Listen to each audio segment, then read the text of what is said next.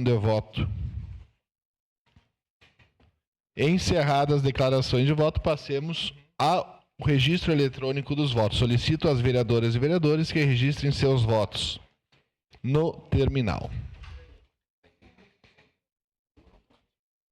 Momento que transmito a presidência ao presidente desta casa, vereador Wagner Petrino, para que assuma os trabalhos e este vereador possa votar.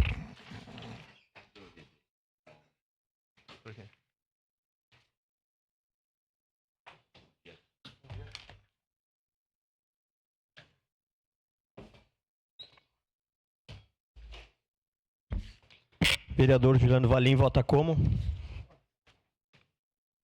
Eu voto sim, senhor presidente. Vereador Cláudio Libardi vota sim. Vereador Aldonei vota sim.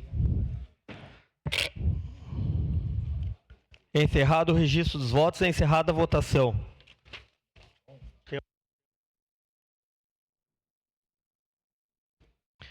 Projeto de lei número 182/2026 foi aprovado por unanimidade das vereadoras e vereadores. Parabéns.